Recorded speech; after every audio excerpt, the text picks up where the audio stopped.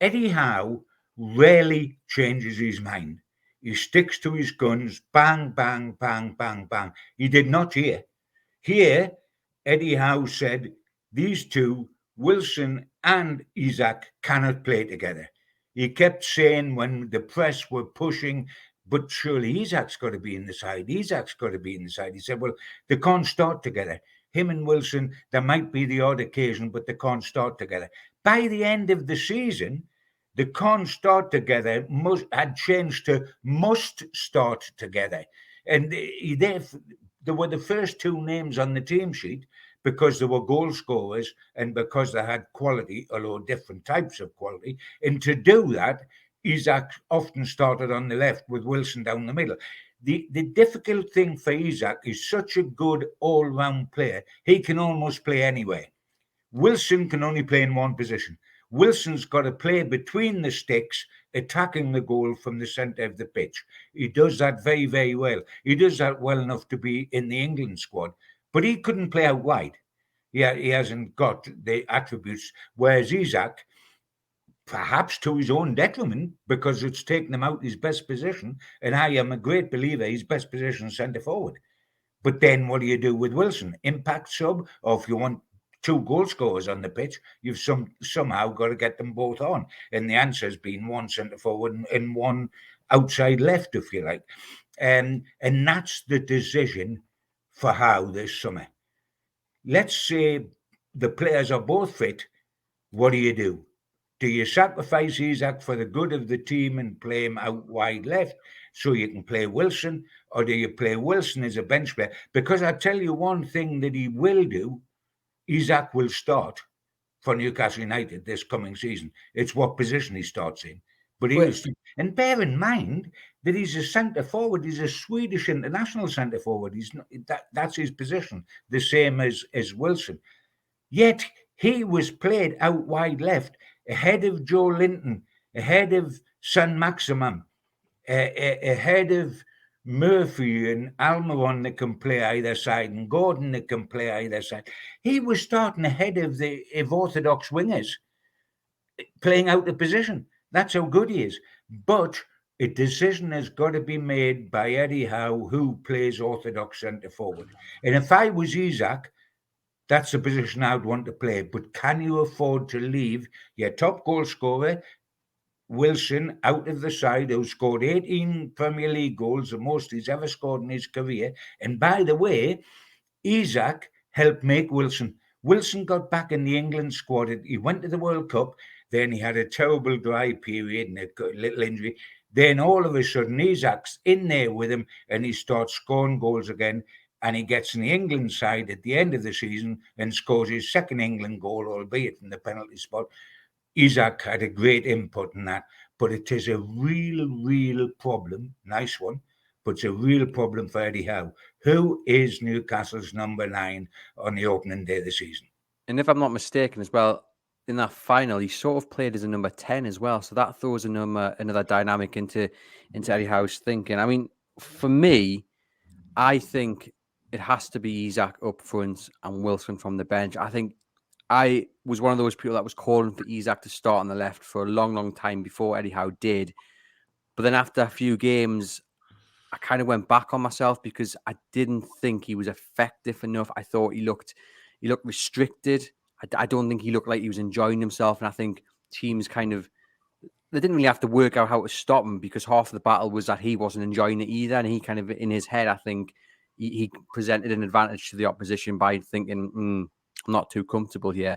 And I agree with Sam. I think if something needs to change within a game, then fair enough, push him out on the left, bring Wilson on. That's a good thing to have in your back pocket. But from the start, for me, Isak I don't think he's effective on the left enough to be there game in, week out. What about you, Sam?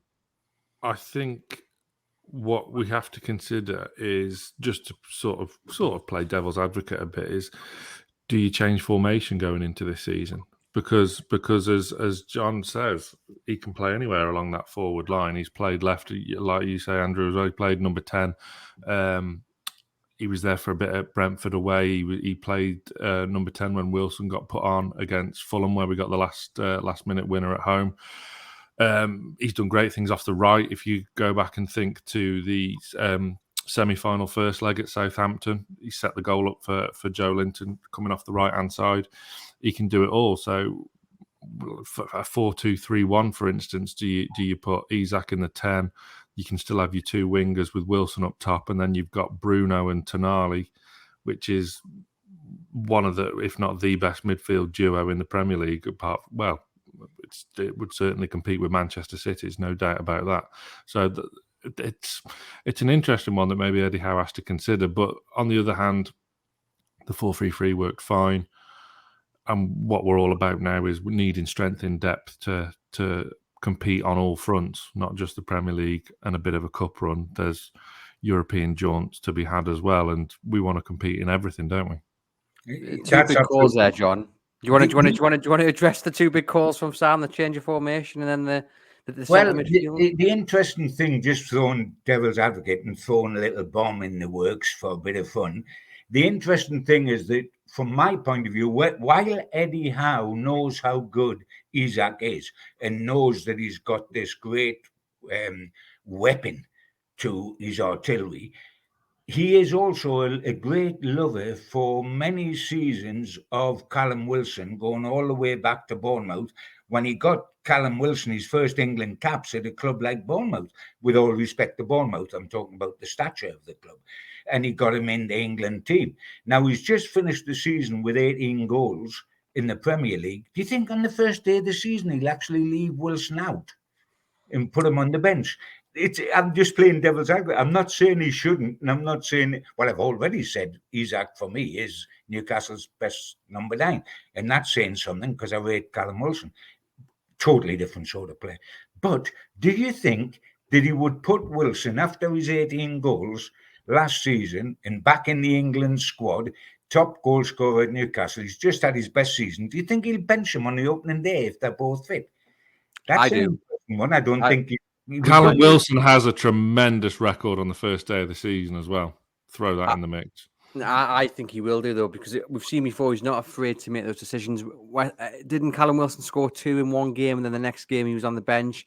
I think he will. I think he'll start him from the bench against Aston Villa. I think he'll have Isak up top.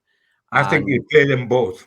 You think? So what you yeah, think? I mean, I would play Isak through the middle, but I think he'll play them both, because I think he'll sit there and say, Aston Villa are a tough side. They turned us over badly at Villa Park towards the end of the season. They're up and coming. I don't like it because Emery was the guy that was supposed to have my job, and now he's proven that he's as good as me. So he needs slapping. So how am I going to slap him at a home game when we've got to attack?